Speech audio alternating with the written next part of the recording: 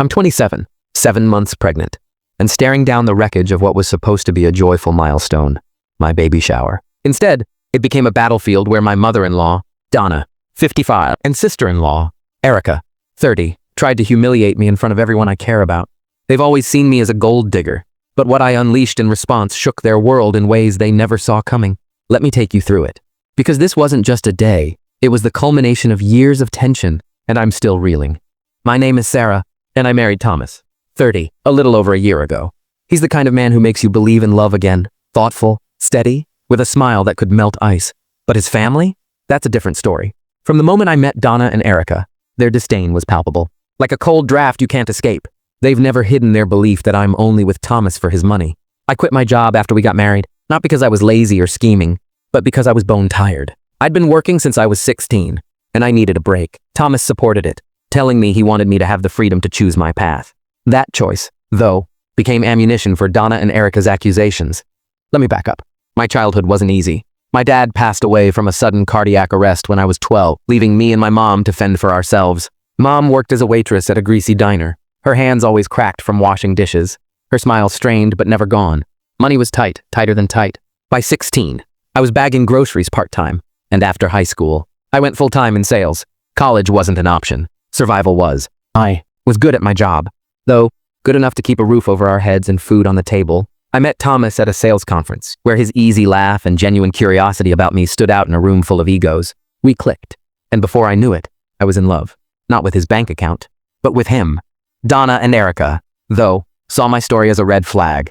Thomas was a branch manager at his firm, a step above my pay grade when we met, and to them, that was the only reason I was with him.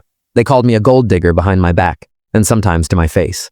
I tried, at first, to explain that I'd have loved Thomas even if he was broke, but their smug smiles and cutting remarks made it clear they'd never listen. So, I stopped trying. I didn't need their approval, and I wasn't going to beg for it. That only made them hate me more. Our interactions were icy, polite only when Thomas was around, and I was fine with that. Or at least, I thought I was. Everything changed when I got pregnant. Suddenly, Donna and Erica were all smiles, asking about my doctor's visits, offering to help with errands. Thomas was thrilled, convinced they were finally warming up to me. I wanted to believe it too.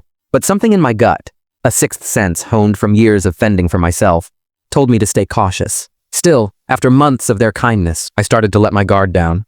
They hadn't thrown a single insult my way, no snide comments about my poor background. Maybe, I thought, they were trying to make amends. Then came the baby shower. A couple of weeks ago, they approached me with the idea of hosting it.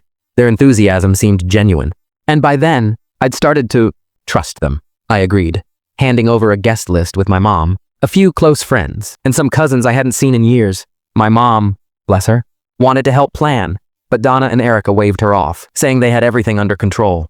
It's going to be a surprise. Sarah, Donna said with a smile that didn't quite reach her eyes. I should have seen the red flags, but I was so caught up in the excitement of my first baby that I brushed it off. They sent out invitations, and when I checked with my guests, everyone confirmed they'd received them. I let myself get excited, imagining a day filled with love and celebration. The baby shower was set for last week, an all-women event because Donna and Erica wanted to keep it traditional. Thomas wasn't invited, and I didn't feel like driving, so I took a cab to the venue, a quaint community hall with fairy lights strung across the entrance. When I arrived, I realized I'd misread the time and was an hour early. The parking lot was nearly empty, just Donna's sleek black SUV sitting there like a lone sentinel. I decided to surprise them, tiptoeing toward the entrance with a grin, imagining their faces when I popped in early. That grin didn't last. As I approached the glass doors, I heard laughter, sharp, mocking laughter. I peeked inside and saw Donna and Erica fiddling with a projector, a video playing on a large screen. My heart stopped. It was them, sitting in what looked like Donna's living room, tearing me apart. Erica's hair was blonde, a shade she only had around our wedding, so I knew this wasn't new. They were laughing, saying the most vicious things. Erica's voice cut through. I bet she'll get pregnant within a year, just to lock Thomas down. Even if he leaves, she'll have child support and alimony to keep her comfortable. Donna cackled, adding, she's got him right where she wants him. They laughed in the video and in real life, oblivious to me standing there, my hands shaking, my stomach churning despite the baby inside. I couldn't breathe. This was my baby shower, the day meant to celebrate my child. And they were planning to play this? I pushed the door open, my footsteps echoing in the empty hall. They froze, their faces paling as they saw me. Erica fumbled with the projector, trying to shut it off, but it was too late. I'd seen everything. My voice trembled with rage as I demanded, why are you playing that? Why would you even record something like that? Erica stammered. It's just a roast video. Sarah! We made it for your wedding. But Thomas wouldn't let us play it. We thought it'd be funny now, to show how we used to think. Donna jumped in, her voice syrupy with fake sincerity.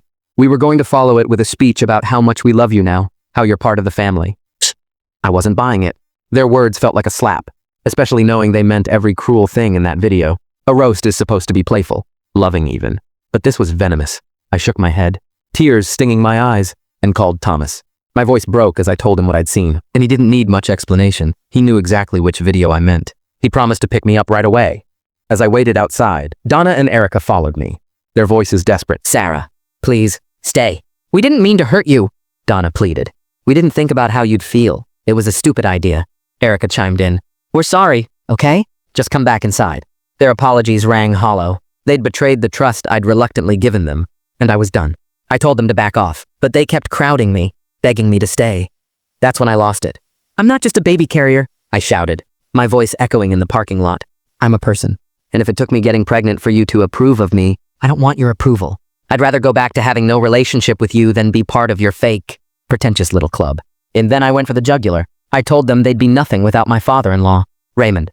Thomas had shared their secrets with me after a particularly brutal family dinner, trying to make me feel better. Raymond had saved Donna's job by pulling strings with his brother to hire her as an accountant after she nearly got fired for incompetence. He'd also used his connections to get Erica into a top business school. Despite her lackluster grades, their faces crumpled, their smugness replaced by shock. They had no idea. I didn't stop there. You've got no right to judge me, I said, my voice steady now. You've never faced the struggles I have. If you'd lived my life, your flimsy little spirits would have shattered. You're not better than me, you're just luckier. Thomas pulled up, and I climbed into his car. Ignoring their pleas, I rolled up the window as they tried to keep talking, and we drove away, leaving them standing in the parking lot. The baby shower was canceled, and Thomas explained to his relatives why. Most sided with me, saying Donna and Erica had gone too far. I felt vindicated. They'd judged me for years because I came from nothing, and now they knew their own success was built on someone else's help. Thomas, though, wasn't thrilled. In the car, he quietly said he didn't think I should have shared those secrets. I didn't respond, and we didn't talk about it again that day. He apologized for his family, and we tried to move on. A few days later, a letter arrived from Raymond. He's always been the one family member I got along with, a kind man who never judged me. But this time, he was livid. He wrote that I had no right to reveal those secrets, which he'd kept from Donna and Erica to protect their self-esteem. You've undone years of my efforts, he wrote. They're miserable now, all because you wanted to hurt them. I called him, trying to explain that their actions, planning to play that video at my baby shower, justified my response. I'd been their punching bag for years, and I'd finally snapped. He acknowledged my hurt but insisted it wasn't my place to tell them. I'm extremely disappointed in you, he said. We haven't spoken since. I sensed Thomas agreed with his dad but was avoiding the topic. One night, I couldn't take it anymore. You can't keep playing peacemaker. I told him, my voice firm. I'm your wife. You need to pick a side. I braced for a fight. But to my relief, he nodded. You're right, he said.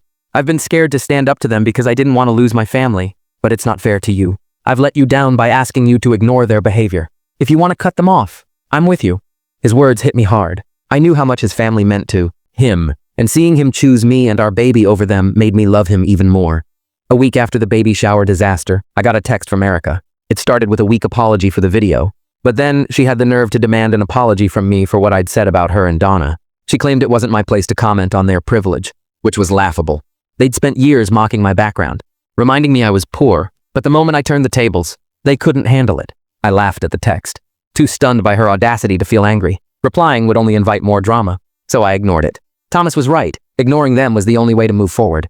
That night, after dinner, I showed Thomas the text. We sat on our worn leather couch, the TV humming softly in the background, and I asked if he thought his family should be allowed near our baby. I was leaning toward no contact, at least until they offered a real apology. He looked thoughtful, his brow furrowed, and said, It's your call, Sarah. They've disrespected you from the start, and you're the one carrying our child. Whatever you decide, I'm behind you. He added that while he'd like to eventually mend things with his family, he knew it wasn't his place to push me. You and the baby are my priority now, he said. My heart swelled. I told him I'd think it over, but deep down, I was already leaning toward keeping them out of our lives. Today, everything came to a head. Thomas had the day off, and we were lounging at home, enjoying a rare moment of peace. Then the doorbell rang. It was Donna, Erica, and Raymond, standing on our porch like a tribunal. They said they wanted to discuss my behavior, but it felt like an ambush. I froze, my pulse racing. But Thomas stepped in. "She's not talking to you," he said, his voice firm. "Go home." I stayed inside, listening as their voices rose. Erica was the loudest, yelling that they'd only doubted me because they were protecting Thomas from a gold digger. She didn't come from anything. She spat, as if my background was a crime. I nearly stormed out to confront her, but Thomas handled it. He unleashed a torrent of anger, calling them out for their disrespect and boundary crossing.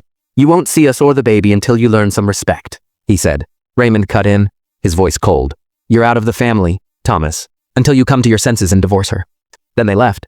Thomas came back inside, his shoulders relaxed, a faint smile on his face.